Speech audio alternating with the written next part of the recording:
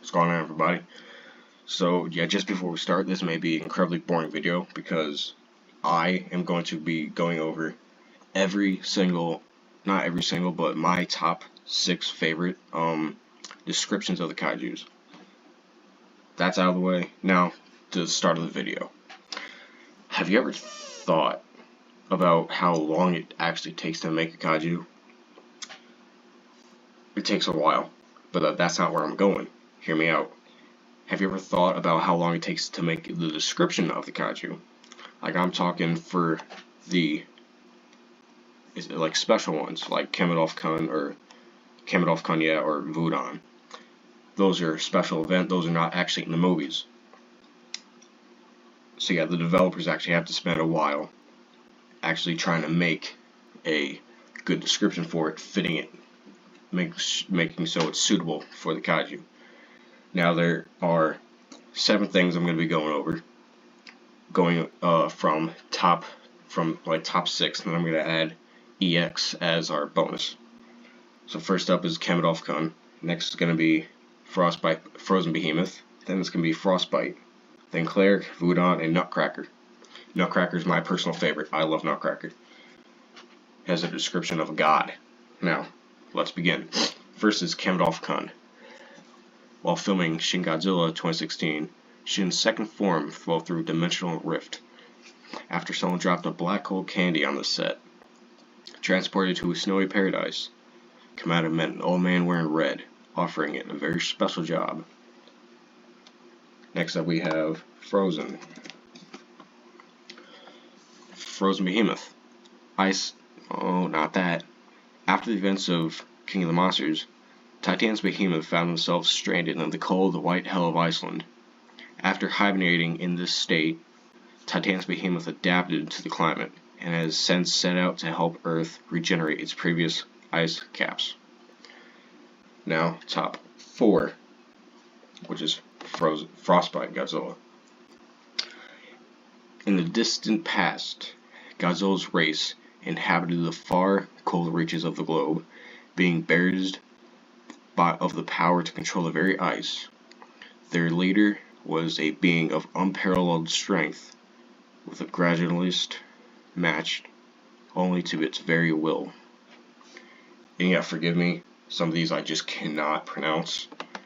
Some of these words. Now we have Cleric.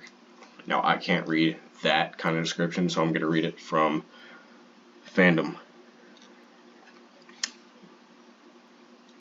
Alright.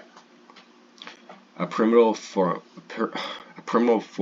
from a world before what is known, an ancient entity worshipped by the humanoid species of old, thought to be an apostle of a god, and brought sacrifices as an appeasement, so it could slumber in the sanctuary which it was built for. Now, as this method of old has been faded through time, it is now worshippers long being gone. Once again, he has awakened with his fiery fury to find a new purpose in a new world. Forgive me for that. I stuttered a lot. Moving on. Now we have Vudan, which is number 2.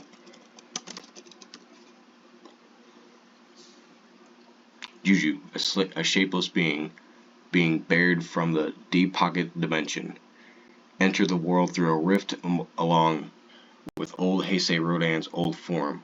The two joined forces in hope of extracting revenge toward the wretched world. Juju set to work crafting a new and improved body for Heisei Rodan, using parts fashioned from cloth and flesh.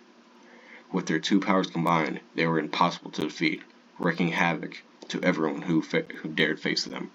Juju, however, became too accustomed to his new host and lost sight of his goals, permanently becoming linked with Vudan. The two hunt an endless cycle of suffering, never to return to their past selves. I love that description. It's my favorite, second favorite actually. Then we have Nutcracker, which I personally love. It's actually really nice. Hear me out on this. A presence lurks in the thick woodland of Germany, a forest of which natives tell a tale of folklore.